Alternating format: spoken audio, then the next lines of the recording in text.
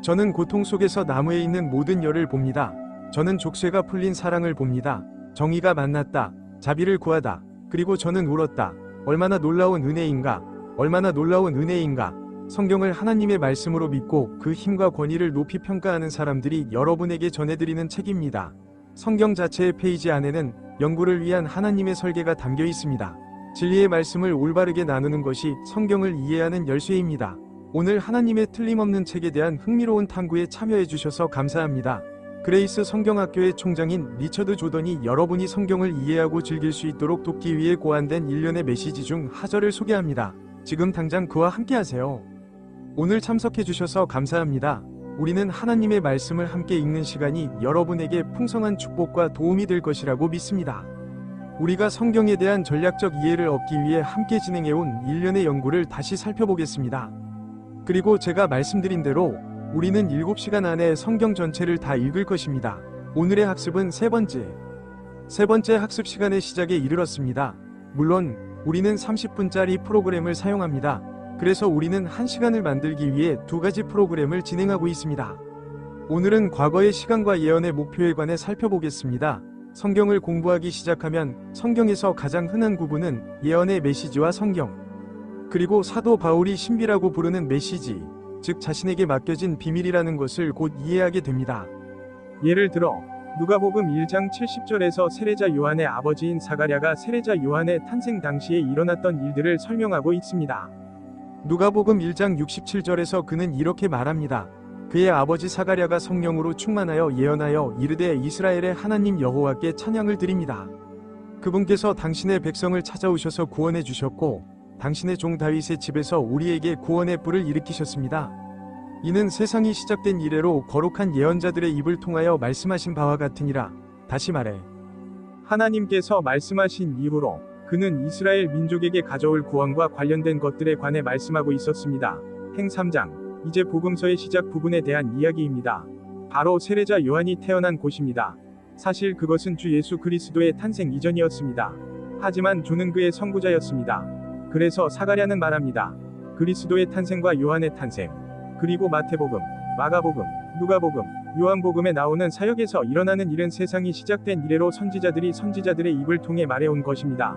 사도행전 3장에서 사도 베드로는 3장 18절에서 십자가 이후, 부활 이후, 그리스도께서 승천하신 이후, 성령이 오신 이후에 그 주제를 다시 언급합니다.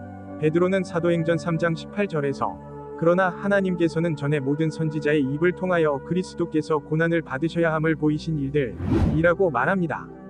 그는 하나님의 말씀이 예언한 모든 것을 이루었습니다. 1. 바로 이어서 또 하나. 그러므로 회개하고 돌이켜라. 그러면 너희 죄가 지워질 것이다. 주님께서 친히 새롭게 하시는 때가 오면 주님께서 예수 그리스도를 보내실 것입니다. 이 그리스도는 전에 여러분에게 전파된 것이었고 주님께서는 다시 한번 그리스도를 보내실 것입니다. 그는 지금 천국에 있습니다. 그는 왕족의 망명객입니다. 이제 하나님께서는 세상이 시작된 이래로 모든 거룩한 예언자들의 입을 통하여 말씀하신 대로 만물을 회복하실 때까지 하늘이 받아들여야 할 사람을 돌려보내실 것입니다. 이제 두 구절은 하나님께서 그의 선지자들의 입을 통해 직접 말씀하신 것에 관해 이야기하고 있습니다. 그리고 하나님께서는 세상이 시작된 이래로 사람을 땅에 두신 이래로 그 일을 해오셨습니다. 이것이 하나님께서 보내신 메시지입니다. 우리는 그것을 예언이라고 부릅니다. 왜냐하면 그것은 모든 거룩한 예언자들의 입을 통해 말해진 것이기 때문입니다. 이제 대조적인 구절이 있습니다. 로마서 16장을 보세요. 로마서의 마지막 장인 로마서 16에서 25장입니다. 누가복음 16장 25절에 보면 이 말씀은 내 복음에 따라 여러분을 굳건하게 세우는 능력이 있다고 했습니다. 이는 세상이 시작된 이래로 비밀로 간직되어 왔으나 이제는 드러난 신비의 계시에 따라 사도 바울이 말하고 예수 그리스도를 전파한 것입니다. 거기서 차이점을 발견하셨나요? 바울은 이렇게 말합니다. 제가 전파하는 예수 그리스도는 세상이 시작된 이래로 모든 거룩한 선지자의 입을 통해 전해진 말씀에 따른 것이 아닙니다. 그러나 저는 비밀에 따라 예수 그리스도를 전파합니다. 이는 세상이 시작된 이래로 감추어져 왔지만 이제는 나타난 것입니다. 저와 함께 에베소서 3장을 살펴보겠습니다. 친구여, 세상이 시작된 이래로 무언가가 말해졌고 세상이 시작된 이래로 무언가가 비밀로 지켜졌다면, 단어가 무언가를 의미한다면 분명히 그 둘은 같은 것이 아닙니다. 이것이 성경의 큰 구분입니다. 그것은 아마도 세상이 시작된 이래로 말해진 것, 세상이 시작된 이래로 비밀로 유지되었지만 이제 드러나고 드러난 것을 보는 가장 쉽고 가장 흔한 구분일 것입니다. 에베소서 3장에서 바울은 이렇게 말합니다. 나 바울은 예수 그리스도에 갇힌 자인데 이 일로 인해 이방인들이여 만일 너희가 내게 주신 하나님의 은혜의 경륜을 들었거든 그가 계시로 나에게 비밀과 비밀을 알려주셨으니 이는 다른 세대에서는 사람의 아들들에게 알려지지 아니하였으나 이제는 그의 거룩한 사도들과 선지자들에게 영으로 드러난 바와 같으니라. 그러므로 예언과 신비의 문제는 매우 중요한 주제입니다. 성경을 공부하기 시작할 때 하나님의 말씀을 이해하려면 하나님께서 자신의 말씀 속에 구분을 두셨다는 것을 알아야 합니다. 바울은 하나님께 받아들여진 일꾼이 되고 부끄러울 것이 없는 사람이 되고 진리의 말씀을 바르게 나누어 자신을 나타내기 위해 노력하라고 말합니다. 그는 진실과 거짓을 구분하는 것에 대해 말하는 것이 아닙니다. 그는 진실과 오류를 구별하는 것에 대해 이야기하지 않았습니다. 그는 진리와 진리, 즉 하나님의 말씀에 나오는 진리와 다른 진리를 구별하는 것에 대해 이야기하고 있습니다. 하나님의 말씀에서도 그렇습니다. 그러면 왜 그럴까요? 왜 진실이 진실이 아니겠는가? 진실은 진실이고 신이 주신 것이라면 진실입니다. 그러나 하나님께서는 진리 안에서 구별을 두셨습니다. 그는 세상이 시작된 이래로 알려온 진실을 가지고 있습니다. 그리고 그가 비밀로 간직한 또 다른 정보가 있습니다. 글쎄, 그가 그것을 비밀로 했다면 그는 그것을 알리고 싶어 하지 않았을 겁니다. 그러니까 둘 다 사실이에요. 둘 다 하나님으로부터 온다. 둘 다 천국에서 바로 나온 것입니다. 하지만 그들은 다르죠. 그리고 단어를 올바르게 구분하는 문제는 그 구별을 하는 것입니다. 그런데 예를 들어 구약성경은 창세기 1장에서 시작되지 않았다는 점을 기억해야 합니다. 당신은 그것에 대해 생각해 본 적이 있나요? 요한복음 1장 17절에 보면 율법, 곧 옛 언약이 모세를 통해 왔다고 말씀합니다. 글쎄요, 모세는 창세기에서 등장하지 않습니다. 그는 출애굽기에서야 등장합니다. 그리고 율법은 출애굽기 20장에서야 이스라엘에게 주어졌습니다. 사실 출애굽기 24장에 나오는 언약이에요. 그는 그들에게 율법이 주어지기 전에 그를 이집트에서 시나이 산으로 데려왔습니다. 율법은 창세기 1장에서 시작되지 않습니다. 아시다시피 이런 종류의 것을 이해하는 게 중요해요. 창세기 1장은 흥미로운 구절이네요. 태초에 하나님께서 하늘과 땅을 창조하셨습니다. 성경의 첫 구절을 보면 하나님께서 우주에서 관심을 두시는 두 영역이 있다는 것을 알 수 있습니다. 하나는 하늘에 있고 하나는 땅에 있습니다. 창세기 2장에 보면 땅이 혼돈하고 공허하며 땅의 표면, 즉 깊음 위에 어둠이 있었다고 나와 있습니다. 그리고 하나님께서 물 위를 움직이기 시작하시고 땅에서 형태를 갖추기 시작하셨습니다. 그리고 창세기 1장 2절부터 사도 바울에 이르기까지 성경 전체를 살펴보면 초점은 땅에 맞춰져 있습니다. 그러나 그 초점은 모든 거룩한 선지자의 입을 통해 전해진 말씀입니다. 그러므로 선지자들이 말하는 것은 땅에 대한 하나님의 목적입니다. 사도 바울에 이르러서야 그는 땅에서 하늘로 초점을 옮기는데 오늘날 당신과 저는 그리스도의 몸의 지체로서 하늘에 그리스도와 함께 앉아 있으며 그곳에서 우리는 구주를 기다립니다. 우리는 오늘 하늘에 속해 있습니다. 우리는 단순히 임시 거주자가 아닙니다. 죽음과 부활 사이에는 천국은 우리의 영역이고 우리는 천국에서 영원을 누리게 될 것입니다. 바울은 고린도후서 5장 1절에서 이렇게 말합니다. 그게 그 메시지의 일부로 비밀로 유지된 거예요. 그래서 하나님께서는 계획을 가지고 계셨습니다. 창세기 1장에서 하나님께서는 선지자들을 통해 지상적인 부분을 계시하셨습니다. 그리고 그는 사도 바울에게 전달된 비밀한 메시지를 통해 그 하늘의 부분을 계시하시고 그를 통해 우리에게도 계시하십니다. 원하시면 저와 함께 에베소서 2장을 읽어보세요. 하나님께서 그분의 말씀에 두신 구분 문제에 관해 다시 한번 말씀드리겠습니다. 그리고 우리는 이미 이런 일들을 보았습니다. 우리는 그것들을 살펴보았습니다. 그리고 여러분이 우리와 함께 공부해왔고 지금 하나님의 말씀을 공부하는 세 번째 시간에 들어섰다면 여러분은 오늘 막 접속을 마친 것입니다. 당신은 이전에 우리와 함께한 적이 없습니다. 제가 당신을 격려하겠습니다. 만약 당신이 우리에게 연락한다면 화면에 전화번호가 나올 거예요. 그리고 프로그램이 끝나면 웹사이트도 완성됩니다. 저희에게 연락 주시면 이 정보가 담긴 작은 자료나 학습서를 제공해 드리겠습니다. 우리는 여러분이 하나님의 말씀을 이해하도록 돕는 데 관심이 있습니다. 이해할 수 있다면 즐길 수 있고 믿을 수 있으며 삶 속에서 실천할 수 있습니다. 하나님 말씀의 진리를 사랑하는 사람들이 있으며 하나님 은혜의 진리로 인해 변화되었습니다. 성경이 그들의 마음을 사로잡았고 그들은 공기를 사고 싶어 할 정도였습니다. 이제 제가 여기 와서 여러분에게 가르쳐 드릴 시간입니다. 왜 우리가 여러분에게서 무언가를 얻으려고 하는 것이 아니라 하나님의 말씀을 생생하게 보여주는 놀랍고 해방적인 내용을 발견했기 때문에 여러분과 공유하고 싶습니다. 에베소서 2장 11절입니다. 그러므로 기억하라. 너희는 옛날에 육신으로는 이방인이요 손으로 행한 육신의 할례를 무할례라 부르고 이를 할례라 부르나니 그때에 너희는 그리스도 밖에 있었고 이스라엘 나라에서 쫓겨나 약속의 언약들에 대하여 낯선 사람이요 세상에서 소망이 없고 하나님도 없었느니라. 이제 과거의 기본적인 특징을 알 수 있을 겁니다. 그리고 그가 과거에 대해 이야기할 때 다음 구절을 보면 가끔 버튼이 있고 7번째 구절에는 앞으로 올 시대가 나옵니다. 하지만 우리는 오늘과 과거의 시간에 대해 공부하고 있습니다. 과거가 무엇인지를 구성하는 기본적인 특징이 있는데 그것은 할례를 받은 사람과 받지 않은 사람을 구분한다는 것입니다. 옛날에는 너희가 할례 받지 않은 자들이었다. 그들은 이방인들입니다. 그리고 할례도 있습니다. 그리고 할례를 할례 받지 않은 사람보다 더 중시하는 것처럼 여기에 국가가 있다는 것은 명백합니다. 이스라엘은 과거에 불리한 입장에 있던 이방인들에 비해 엄청난 이점을 가지고 있었습니다. 이것들은 없었다. 괜찮으시다면 저와 함께 가세요. 에베소서, 로마서 9장을 보세요. 로마서 9장.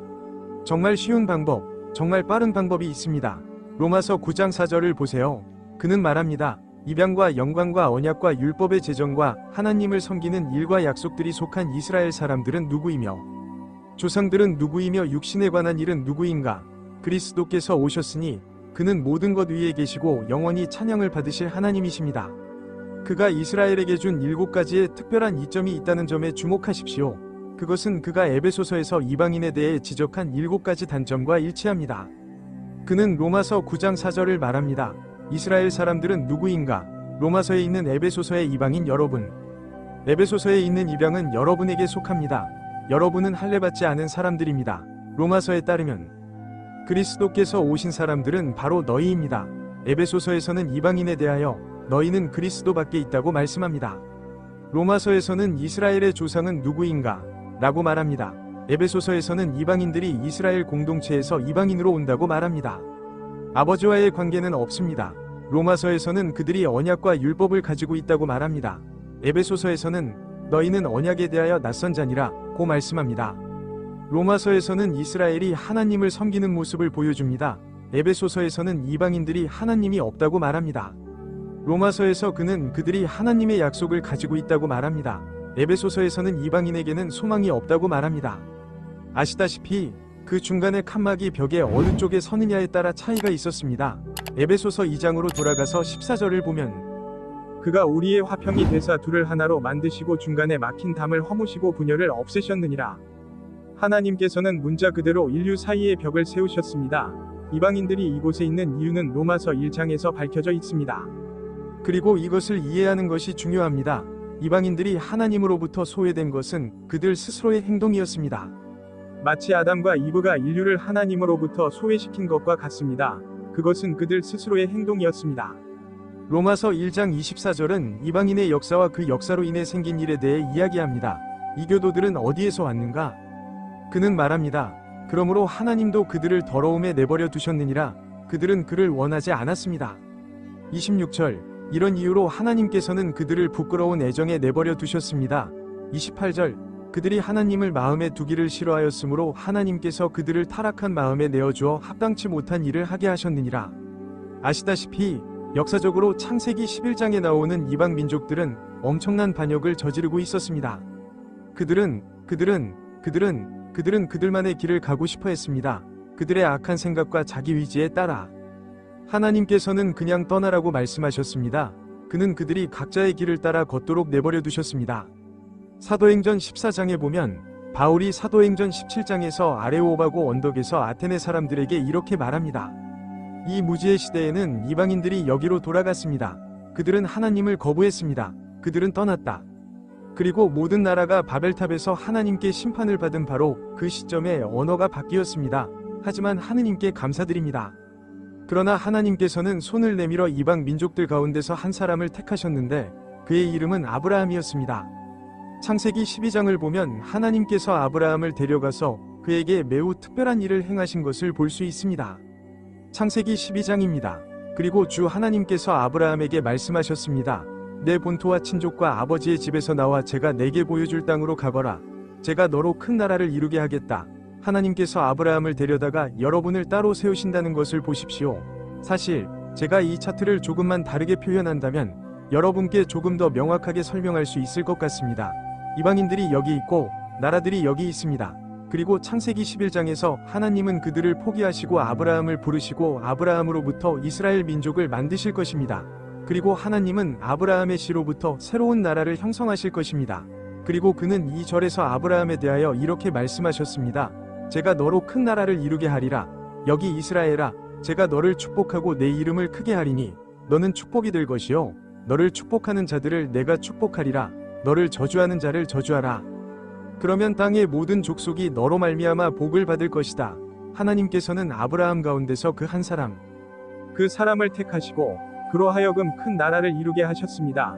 그리고 그는 아브라함에게 표징을 주셨습니다. 그런데 이것을 할례의 언약이라고 합니다. 그는 아브라함과 언약을 맺으시고 그에게 할례의 표를 주셨습니다. 손으로 행한 육체의 할례는 하나님께서 아브라함과 맺으신 언약의 표징이자 인장이었습니다. 그래서 창세기 17장에서 아브라함에게 내 자손은 다 할례를 받아야 하고 할례를 받지 않은 자는 끊어지리라 고 말씀하신 것입니다.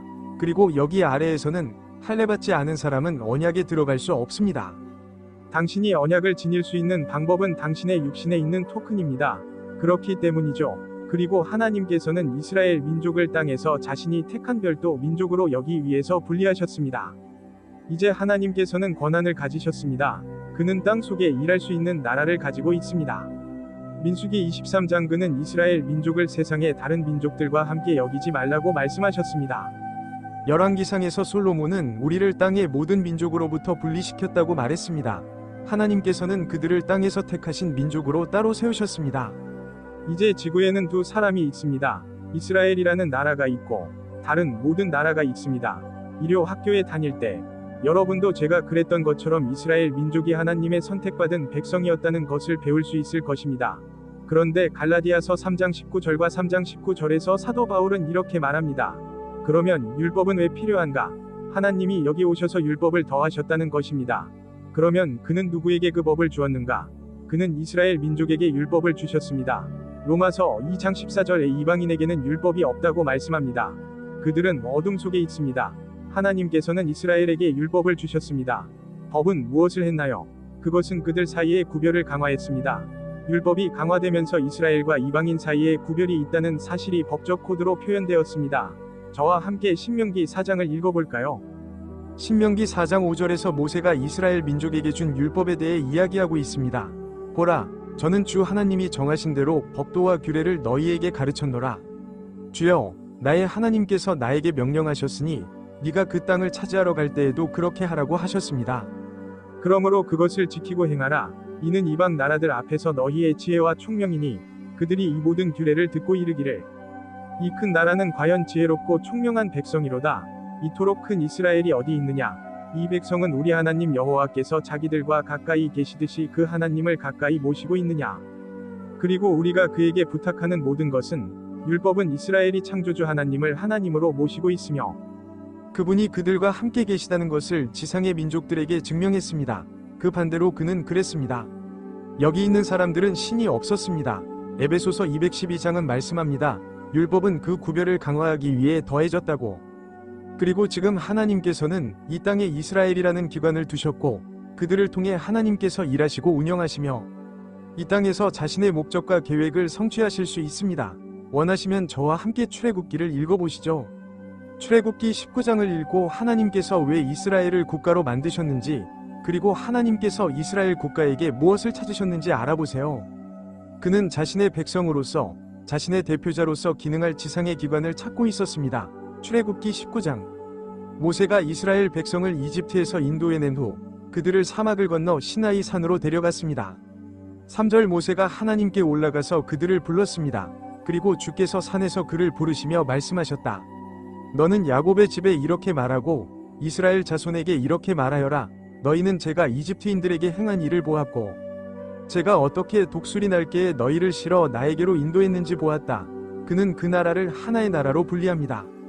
그러므로 이제 너희가 내 말을 잘 듣고 내 언약을 지키면 너희는 모든 민족 가운데서 나에게 특별한 보물이 될 것이다. 온 세상이 내 것이기 때문이다. 그래서 저는 이스라엘이 이방인보다 위에 있다고 계속 그어왔습니다. 하나님께서 그들을 그곳에 세우셨기 때문입니다. 그들이 키가 6피트 2인치가 될 거라는 게 아니고 이 사람들이 키가 4피트 9인치가 된다는 건 영적으로 특권을 누리는 위치라는 거예요. 그들은 하나님과 가까워질 것입니다. 그들은 모든 나라의 수장이 될 것입니다. 6째 절 너희는 나에게 제사장 나라와 거룩한 백성이 되리라. 당시 이스라엘의 희망은 하나님께서 이 땅에 왕국을 세우실 것이라는 사실이었습니다. 그는 그들을 그곳에 두고 땅을 주고 왕자를 주며 살 수 있는 땅과 그들을 다스릴 왕좌가 있는 나라를 줄 것입니다. 메시아가 와서 그들을 구원할 것이었습니다. 그리고 이 왕국을 통해 이 땅에 있는 이방인들이 이스라엘 민족을 통해 하나님께 나아올 수 있었습니다. 그러면 제가 너를 축복하겠고 너를 축복하는 자들을 축복하겠노라. 너를 저주하는 자를 내가 저주하겠고 땅의 모든 족속이 너와 이스라엘을 저주하리라. 여기 있는 이 사람들은 축복을 받을 이방인들이다. 그래서 옛날에는 이방인이 하나님으로부터 무엇인가를 얻고자 하면 그저 머리를 숙이고 하나님께 기도할 수 없었습니다. 그는 이스라엘 민족을 통해 하나님께 나아가야 했습니다. 그리고 이를 위한 방법은 두 가지가 있습니다. 첫째, 당신은 개종자가 될 수 있습니다. 에스더 8장의 마지막 구절을 보면 그 땅의 남자들이 유대인이 되었다고 말씀합니다. 당신은 가서 당신이 되었습니다. 당신은 할례를 받았고 개종자, 즉 개종자가 되어 문자 그대로 유대인이 되었습니다. 다른 방법은 당신을 축복하는 자를 축복하고 당신을 저주하는 자를 저주하는 것입니다. 마태복음 25장에서 예수께서 사람들에게 나의 아버지께 복을 받은 자들아 와서 나라를 상속하라 고 말씀하신 것을 기억하시나요? 그들은 말했어요. 당신이 알 때, 당신이 제가 벌거벗고 가난할 때, 이런저런 모습을 볼 때 당신은 나에게 차가운 물 한 잔을 주고 나를 찾아왔으니까요. 그리고 그들은 물었습니다. 언제 그걸 봤냐고요? 예수께서 이르시되 내 형제들아 너희가 이 가장 작은 자 하나에게 행한 것이 곧 그들이 이스라엘을 축복한 것이니라. 그러면 그들이 온다. 그들은 아버지로부터 축복을 받았습니다. 그들은 하나님께서 약속하신 아브라함의 축복을 받습니다. 그래서 하나님께서는 계획을 가지고 계셨습니다. 이사야서 61장이나 60장을 살펴보면 이사야 60장에 따르면 하나님의 계획은 항상 이스라엘 민족을 통해 열방을 축복하는 것이었습니다. 하나님께서 이방인을 구원하실 것이라는 사실은 결코 비밀이 아니었습니다. 그런데 예언에서 이방인들이 반역한 방식은 하나님께 등을 돌리지 않는다는 것입니다. 하나님께서 그 나라를 부르시고 이스라엘은 그의 기관, 그의 백성을 이 땅에 세웠습니다. 왜? 그래서 그들을 통해 그들을 구원하시고 그들이 땅의 여러 나라의 메시지를 전할 수 있게 하셨습니다. 그것은 하나님께서 이스라엘 민족을 통해 이방인들에게 구원을 베푸실 것이라는 희망과 축복의 메시지였으며 예언과 과거를 통해서도 그러했습니다. 그것이 바로 그 국가, 그 지구상의 기관을 형성하는 목표입니다. 예수 그리스도의 지도권이 이 지구상에 확립될 그의 대리인은 누구일까요? 이사야 60장 하나님께서 이스라엘에게 말씀하십니다. 메시아는 마지막 장의 20절과 21절에 다시 등장합니다. 그리고 그는 말합니다. 일어나 빛나라. 너의 빛이 왔고 주님의 영광이 너 위에 떠올랐다. 이는 이 왕국에 관해 말하는 것입니다. 보라. 어둠이 땅을 덮을 것이요 짙은 어둠이 사람들을 덮을 것이다. 그러나 여호와께서 너 위에 일어나시고 그의 영광이 너 위에 나타날 것이다. 그리고 이방인들이 내 빛으로 나아올 것이다. 그리고 왕들은 떠오르는 너의 밝은 빛에 동참합니다. 이스라엘은 왕국에서 일어날 것입니다. 영광, 메시아가 오셔서 그들을 구원하시고 그들을 민족들의 머리로 만드실 것입니다. 민족들의 꼬리가 아니라 민족들의 머리로 만드실 것입니다.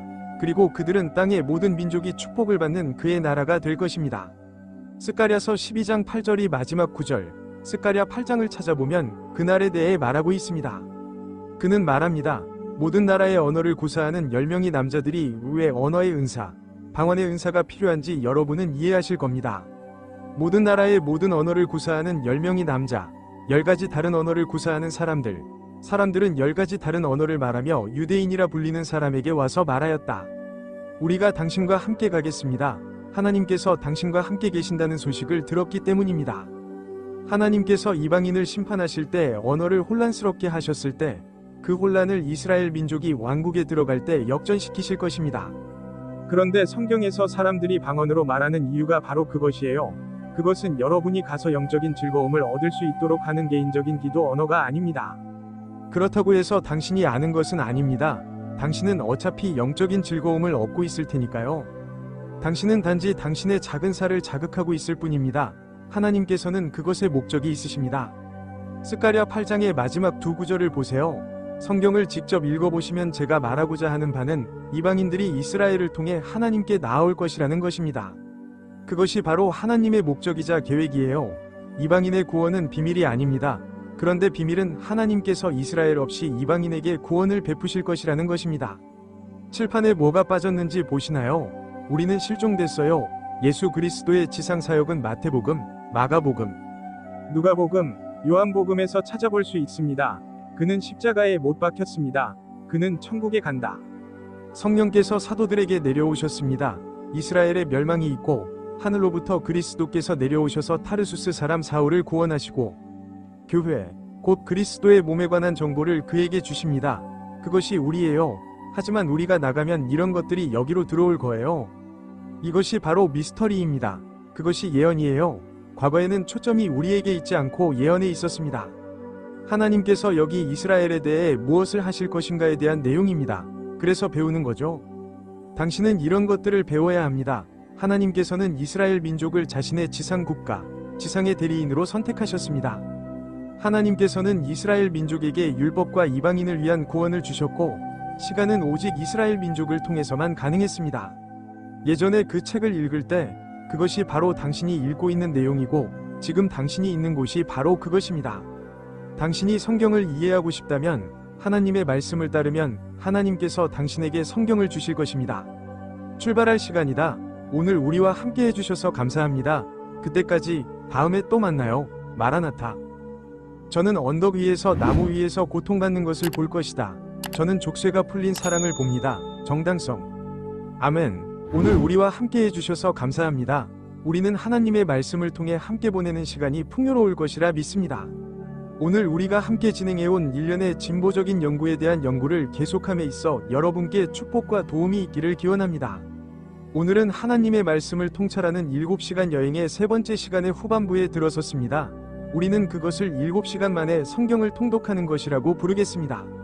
지금 우리가 함께하는 프로그램은 일주일에 30분밖에 안 됩니다. 그래서 우리가 공부할 때마다 매일 30분만 공부할 수 있습니다. 그래서 우리 프로그램 2개가 합쳐져서 1시간을 만드는 셈이죠. 하지만 우리는 성경을 구절 하나하나씩 읽어가는 것이 아니라 계속해서 읽어나가고 있습니다. 그게 목적이 아니죠. 우리의 바람은 여러분이 하나님의 말씀을 전략적으로 이해하여 하나님의 말씀을 이해하고 전반적인 개요와 지형을 파악하고 말씀을 공부할 때 자신이 어디에 있는지 알 수 있도록 하는 것입니다. 하나님 말씀의 각 부분이 어디에 들어맞는지 안다면 아직 그 부분을 이해하지 못할 수도 있습니다. 하지만 그것이 어디에 들어맞는지 안다면 그것이 실제로 작품의 의미가 무엇인지 알아내는 열쇠가 됩니다. 어디에 맞는지 알고 퍼즐을 맞춰본 적이 있다면 사람들이 500개, 1000개 조각짜리 퍼즐을 맞추는 것을 본 적이 있을 겁니다. 그들은 항상 색깔을 그룹화하곤 했습니다. 가끔 그들은 퍼즐의 그림을 가져다가 그들과 함께 테이블 위에 올려놓곤 했습니다. 하지만 그들은 전반적인 영역에서 색상을 그룹화했습니다. 그리고 조각들을 색깔별로 그룹화하면 그것들이 서로 어울려야 한다는 걸 알게 됩니다. 그러면 모양을 보고 조각들을 파악하려고 노력하세요. 글쎄요, 우리가 성경을 통해 하려는 일이 바로 그것입니다. 우리는 하나님께서 당신이 그분의 말씀을 이해하기를 원하신다는 것을 알도록 돕고자 합니다. 하나님께서는 자신의 말씀을 이해하기 어렵게 위도하지 않으셨고 오직 선택된 엘리트만이 이해할 수 있도록 위도하셨습니다. 당신이 이해하기를 바랍니다. 하나님의 말씀을 이해하려면 대학 교육이 필요하지 않습니다. 그리스어를 알 필요는 없습니다. 하나님의 말씀을 이해하기 위해 히브리어를 알 필요는 없습니다. 이런 일을 하는 설교자도 필요 없고 신부나 다른 사람도 필요 없습니다. 여러분이 해야 할 일은 킹제임스 성경을 구입해서 앉아서 시간을 내어 읽고 하나님께서 위도하신 대로 공부하는 것입니다. 즉 진리의 말씀을 바르게 나누는 것입니다. 이제 우리는 성경에서 예언과 신비를 구분하는 가장 큰 구분 중 하나가 창세기 1장부터 시작된다는 사실에 대해 이야기해 왔습니다. 태초에 하나님께서 하늘과 땅을 창조하셨다는 것은 하나님께서 관심을 두는 영역이 두 개 있다는 것을 말해줍니다. 다음 구절에서는 땅이 혼돈하고 공허했다고 말합니다. 그리고 당신은 사도 바울의 행전 중간 부분에 이르기까지 땅, 그리고 성경에 대해 이야기합니다. 사도 바울의 강조점은 더 이상 땅에 있지 않습니다. 그는 천국에 중점을 두기 시작했습니다. 그리고 우리는 하늘의 모든 영적 축복을 받았습니다. 우리는 하늘에 그리스도와 함께 앉아 있습니다. 그리고 바울은 하늘 쪽에 중점을 두었습니다. 그는 그게 뭔데요? 라고 물었습니다. 베드로는 사도행전 3장에서 사갈랴 세례자 요한이 죽었다고 말합니다. 그는 누가복음 1장에서 세상이 시작된 이래로 창세기 1장 1절과 2절에서 하나님께서 하늘과 땅을 창조하신 이래로 모든 거룩한 선지자들의 입을 통해 전해진 말씀에 대해 말하고 있다고 말씀하셨습니다. 베드로가 말한 것은 세상이 시작된 이래로 모든 거룩한 선지자들의 입을 통해 전해진 말씀이며 그가 말한 모든 선지자들도 다 말한 것입니다. 우리는 그것을 예언이라고 부릅니다. 예언은 분명히 하나님의 목적과 땅에 대한 계획을 설명하는 것입니다. 바울은 세상이 시작된 이래로 비밀로 간직되어 온 신비의 계시에 따라 예수 그리스도를 전파했다고 말합니다. 글쎄요, 세상이 시작된 이래로 뭔가를 비밀로 간직해 왔다면 세상이 시작된 이래로 알려진 것과는 다르겠죠. 글쎄요, 세상이 시작된 이래로 알려진 것이 지구에 초점을 맞춘 것이라면 여러분이 그것을 읽을 때 그것이 무엇인지 알 수 있을 겁니다. 비밀인 것은 다른 것에 초점을 맞춰야 합니다. 글쎄, 그게 뭐예요? 또 다른 영역이 있습니다. 창세기 1장 1절, 하늘이 보이네요.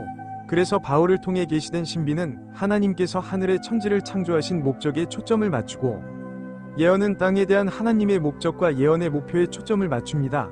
이제 세 번째 시간에 예언의 목표에 대해 공부하겠습니다. 시간이 흐르고 예언의 목표도 사라졌습니다. 예언의 목표, 성경은 메시아의 오심과 그의 왕국이 이 땅에 설립되는 것에 대한 이야기입니다. 그리고 논쟁의 핵심을 짚어주는 구절이 있는데 바로 다니엘서 2장입니다. 느부갓네살은 환상을 보았는데 크고 거대한 형상이었습니다. 다니엘은 그 환상을 해석하기 위해 불려갔고 느부갓네살에게 머리, 어깨, 배, 허벅지, 다리는 그때부터 지속될 이방 왕국이라고 말했습니다. 느부갓네살은 메시아가 올 때까지 가장 먼저 나선 사람이었습니다. 그리고 44절에서 이 왕들의 시대에 이 이방 왕들은 바빌론, 미디아, 페르시아, 그리스 등을 상징하며 적그리스도에 이르기까지 나타납니다. 이 왕들의 시대에 하늘의 하나님이 한 나라를 세우시리니 이것은 영원히 망하지 아니할 것이요 그 국권이 다른 백성에게로 돌아가지 아니할 것이요 도리어 이 모든 나라를 쳐서 멸망시키고 영원히 설 것이라. 하나님께서 보고 계신 것은 느부갓네살의 형상을 내리쳐 깨뜨린 돌에 대한 해석입니다. 그 돌은 모든 형상을 파괴했고 그 돌은 땅 속에서 큰 산이 되었습니다. 그리고 그는 말합니다. 여러분이 거기서 보고 있는 것은 하늘의 하나님이 왕국을 세우실 때입니다. 35절에서는 그 왕국이 큰 산이 되어 온 지구를 가득 채웠다고 말합니다. 이 왕국은 지구 전체를 채우도록 설계되었습니다. 예언의 목적은 성경에서 과거의 이스라엘 민족에게 부여된 왕국을 통해 예수 그리스도께서 지구를 다스리신다는 것을 확립하는 것입니다. 세상의 희망, 지구의 희망은 이 민족에 대한 하나님의 계획과 목적에 있었습니다. 이스라엘과 이스라엘의 희망, 이스라엘의 전망은 제사장 왕국이 되고 땅 위에 거룩한 나라가 되는 것이었습니다. 두 개의 구절을 얻으세요. 이사야 61장을 한 손에 들고 출애굽기 19장, 이사야 61장을 한 손에 들고 그런데 이건 뇌수술이 아닙니다. 제가 하는 일을 폄하하려는 것이 아니기 때문에 이렇게 말하는 것이 아닙니다. 제가 말한 건 여러분이 이해하실 수 있도록 말씀드리는 겁니다. 이해하실 수 있을 거예요. 본문을 읽고 본문이 말하는 바를 그대로 전하도록 하세요. 만약 당신이 그 구절들을 읽고 그 구절에 쓰여진 내용을 그대로 말한다면 괜찮을 겁니다.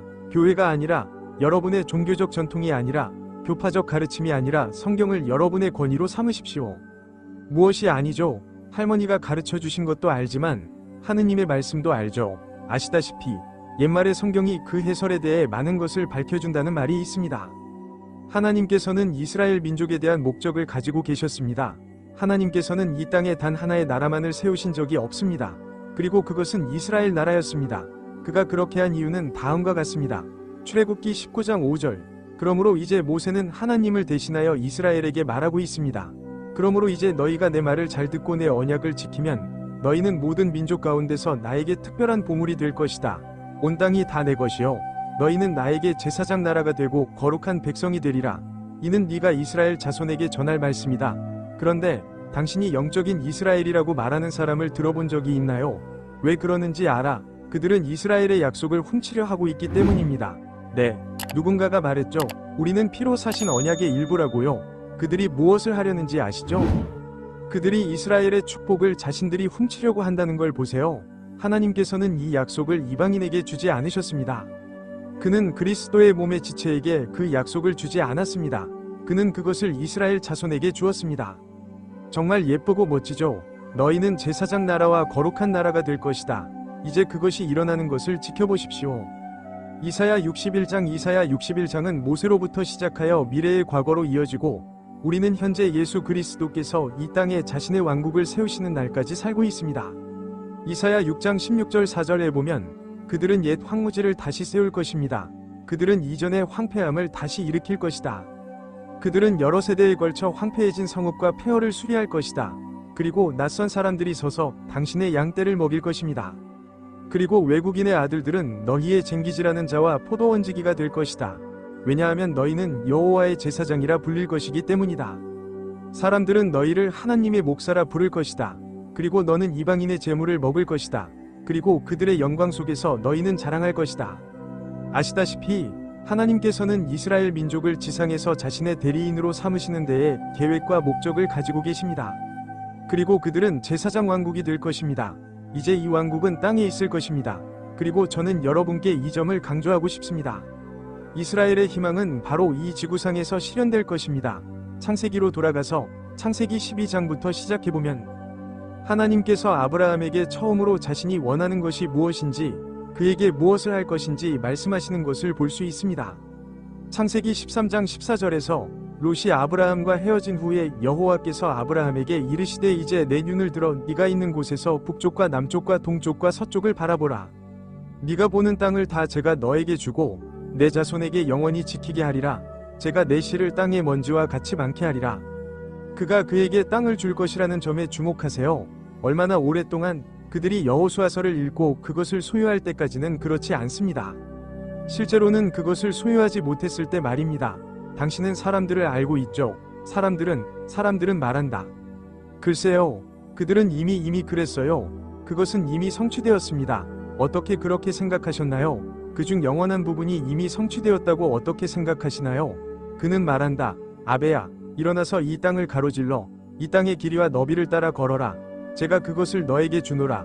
그 땅을 돌아다니며 그 땅에서 이리저리 걸어다니십시오. 먼지를 차고 타이어를 차세요. 제가 뭘 주는지 보세요. 그가 그에게 뭘 주었는지 알아? 그는 그에게 견고한 땅을 주었습니다. 일부 토지, 제15장 같은 것. 그는 그것을 그에게 주겠다고 말한다.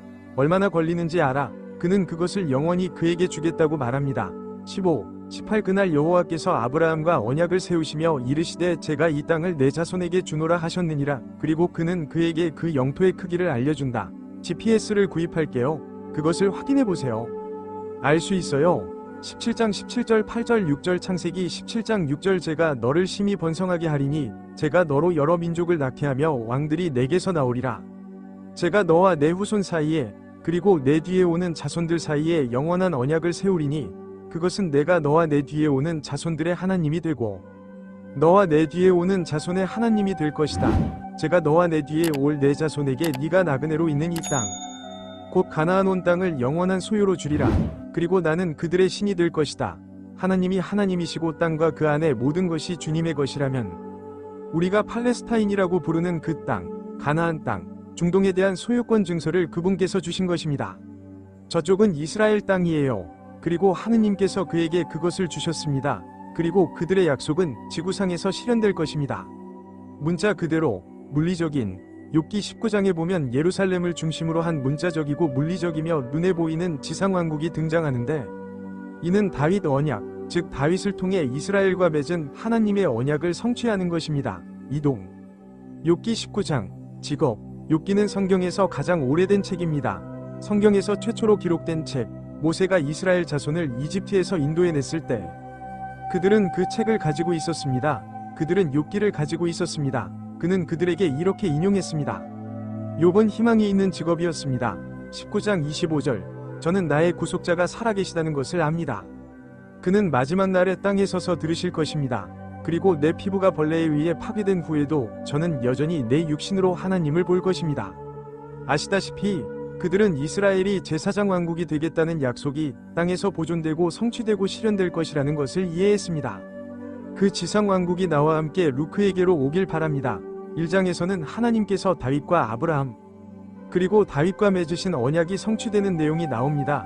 그는 아브라함과 언약을 맺어 그에게 그 땅에 나라를 주겠다고 했습니다. 그리고 그는 다윗과 언약을 맺어 그에게 왕좌를 주었습니다. 그리고 우리는 창세기에 수정된 구절을 읽습니다. 거기서 그는 이렇게 말합니다. 너에게서 왕이 나올 것이다. 왕조의 긴 계보가 왕을 이어 나올 것이다. 그리고 그들은 다윗의 왕좌에 앉을 것입니다. 그리고 궁극적으로 그 왕좌에 앉을 분은 메시아가 될 것입니다. 이사야, 누가복음 1장 30절. 천사가 마리아에게 말했습니다. 마리아야, 두려워하지 마라. 너는 하느님의 은총을 얻었다. 이때 가브리엘은 마리아에게 그녀가 예수의 어머니가 될 것이라고 선언합니다. 보라, 네가 내 태중에 잉태하여 아들을 낳을 것이요. 그의 이름을 예수라 하라. 그는 위대해질 것이요. 지극히 높으신 이 아들이라 일컬어질 것이다. 주 하나님께서 그에게 그의 조상 다윗의 왕좌를 주실 것이다. 그는 다윗의 집안, 야곱의 집안을 영원히 다스릴 것이며 그의 왕국은 끝이 없을 것입니다. 그는 와서 땅과 그 땅을 가득 채운 나라에 대한 문자적이고 물리적이며 눈에 보이는 지상왕국 통치권을 물려받고 다윗의 왕좌에 앉을 것입니다. 그리고 그는 영원히 그렇게 할 것입니다. 그리고 누군가가 말했습니다. 조던 형제님, 그건 단지 비유적이고 상징적이며 영적인 것일 뿐이에요. 그것은 실제로 지구에 내려와 현실을 지배하지는 않을 것입니다. 진짜 국가는 그렇습니다. 들어보세요. 바로 저기 메시아가 무엇을 할 것인지 말해주는 구절이 있는데 그분이 오셔서 이스라엘 민족을 통해 이 땅에 자신의 왕국을 세우실 것이라는 것입니다. 만약 그 구절이 실제적이고 문자적이지 않다면 동정녀 탄생이 실제적이고 문자적이라는 것을 어떻게 알 수 있습니까? 바로 앞에 나오는 구절이 그 구절이거든요. 하나를 의심하기 시작하면 다른 하나도 의심하게 됩니다. 그리고 하나를 믿으려면 다른 하나도 믿어야 합니다. 그것은 구원받은 이스라엘을 통해 이루어질 것입니다. 그 하나님께서는 이 땅의 나라들을 구원하시고 축복하실 것입니다. 그리고 그가 세우려는 왕국은 문자적이고 물리적이고 눈에 보이는 지상의 왕국입니다. 그런데 여기 우리가 여러분께 7시간 만에 성경을 통독하는 방법과 함께 제공해 온 학습 책자가 있습니다. 나는 당신을 읽어줄 것입니다. 이번 수업에서 왕국에 대한 자세한 내용을 다룬 페이지를 읽어드리겠습니다. 그러면 성경이 왕국에 대해 무엇을 가르치는지 알 수 있을 겁니다. 이 왕국에 대해 주목할 만한 세부 사항은 다음과 같습니다. 그것은 지구상에 세워질 것입니다. 지구상에 문자적이고 물리적이며 눈에 보이는 다윗 왕국이 세워질 것입니다. 둘째, 예루살렘을 중심으로 전개될 것입니다. 셋째, 그것은 온 땅에 확대될 것입니다. 이스라엘이 축복을 받고 이방인에게도 축복이 될 것입니다. 이스라엘의 부상을 통해 구원은 이방인에게로 갈 것입니다. 다섯째, 정부가 정화될 것입니다. 좋은 일이 될 거예요. 여섯째, 전쟁과 유혈 사태는 없어지고 폐지될 것입니다. 좋은 일이죠. 일곱째, 건강과 장수가 회복됩니다. 이제 그 왕국을 살펴보면 의료보험, 사회보장 문제, 질병, 노령, 주름, 망가지는 몸을 돌보게 될 겁니다. 당신은 이 땅에서 전쟁과 유혈 사태, 갈등과 혼란을 없앨 것입니다. 동물의 창조는 길들여질 것이다. 여덟 번째, 아홉 번째, 식물 창조물에서 저주가 제거될 것입니다. 그리고 열째, 그날에 온 이스라엘이 구원을 받을 것입니다. 당신은 생태계에 대해 완전히 잘못된 생각을 하게 될 것입니다. 고쳐질 거예요. 동물의 왕국에는 잘못된 것이 많이 있습니다. 더 이상 PTA는 필요하지 않을 겁니다. 경제 상황, 모든 것이 잘못되었고 빈곤을 야기하고 이용하는 모든 것, 정치적 부패, 모든 병폐, 과학, 종교, 교육이 지난 2000년 동안 얻으려고 노력해온 모든 것입니다. 예수 그리스도께서 오셔서 그의 왕국을 세우실 때 하나님께서는 이 땅에 주시고 가져오실 것입니다. 이제 제가 방금 보여드린 그림 10개입니다. 제가 이 책자를 보여드리는 이유는 여러분이 이 작은 책자를 이용할 수 있기 때문입니다. 당신이 원한다면 당신은 우리에게 전화하고 싶어 합니다. 우리가 대화하는 동안 화면에 그 사진이 나올 거예요. 이제 3시간이나 됐어요. 이제 4시간 남았어. 그러니 전화하실 시간도 있고 저희가 그 전에 여러분께 전달해드릴 시간도 있습니다. 다 읽기 전에 우리가 함께하는 이 짧은 시간에 모든 내용을 다룰 수는 없습니다. 두 개의 프로그램을 진행하고 많은 보조자료와 훨씬 더 많은 뒷받침 구절이 있더라도 우리는 여러분이 하나님의 말씀을 이해하도록 돕고 싶습니다. 그리고 성경에 대해 이해해야 할 핵심 사항 중 하나는 하나님께서 왕국을 도구로 삼아 그의 아들을 지구 위에 우두머리로 세우려는 계획을 가지고 계셨던 과거에 무슨 일이 일어났는지 정확히 아는 것입니다. 이 계획은 이스라엘 민족에게 부여되었습니다. 시간은 몇 분밖에 없지만 오늘은 다니엘 9장으로 공부를 마치고 싶습니다. 왜냐하면 하나님께서 구원받은 이스라엘을 통해 이 땅에 자신의 목적을 세우시고 모든 나라에 구원과 축복을 보내실 것이기 때문입니다. 하나님께서는 이 일이 언제 일어날 것인지에 대한 예언적 시간표를 이스라엘 민족에게 주셨습니다. 다니엘 9장 24절에서 다니엘에게 말씀하신 주, 내 백성과 내 거룩한 성을 위하여 정하신 일이니 범법을 마치고 죄를 끝내고 불의를 속죄하고 영원한 의를 이루고 환상과 예언을 봉인하고 지극히 거룩한 자에게 기름을 부으려 함이니라. 그러니까 어떤 시점으로부터 70주 후에 하나님께서는 이스라엘 민족과 관련된 모든 일을 마무리하실 것입니다. 그러므로 너는 알고 깨달아라. 곧 예루살렘을 회복하고 재건하라는 명령이 나온 날로부터 메시아에게 왕이 임할 때까지 7주와 62주가 걸릴 것이다.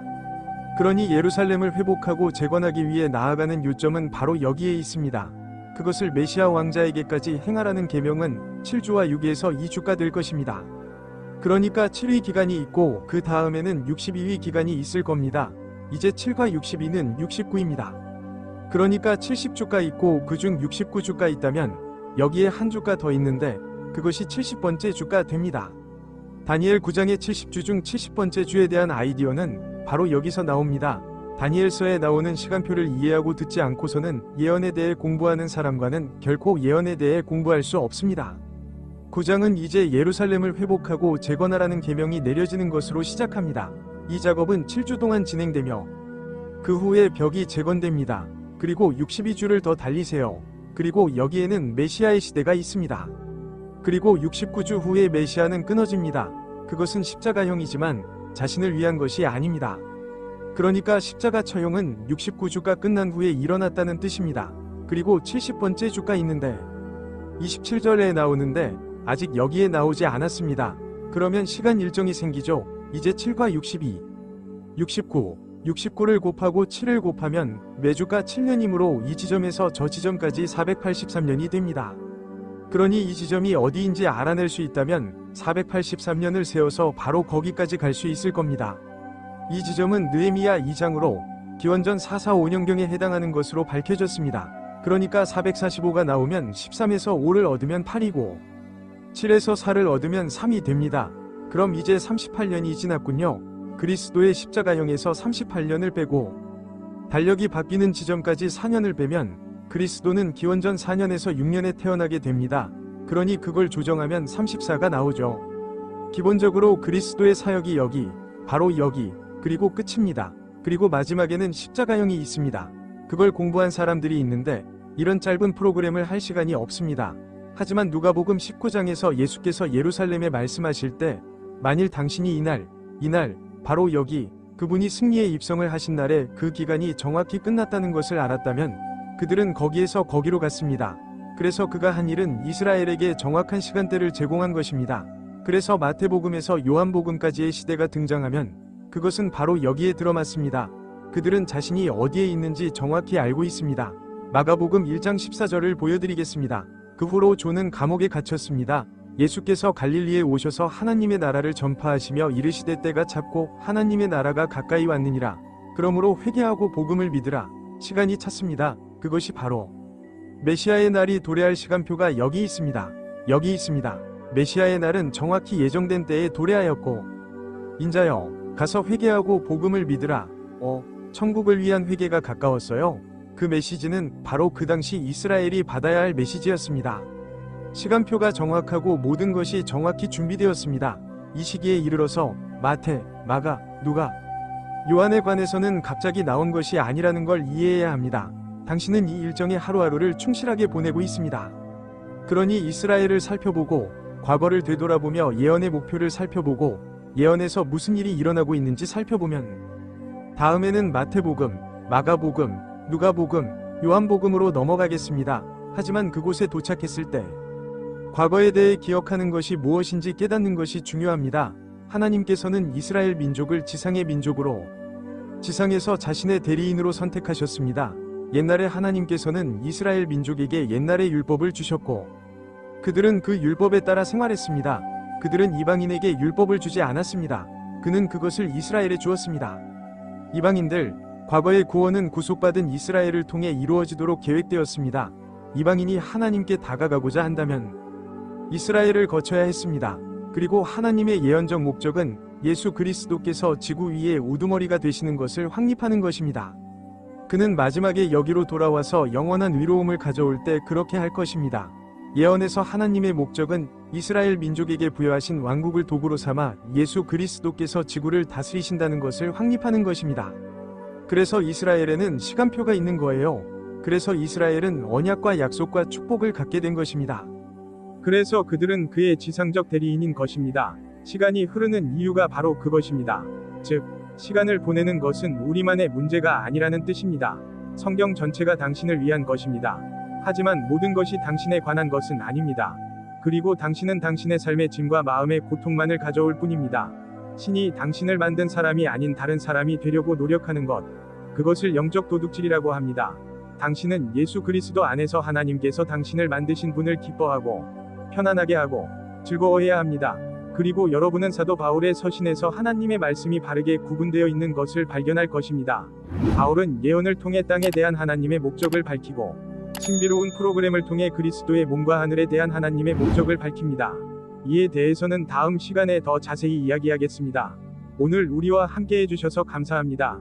그때까지 마라나타.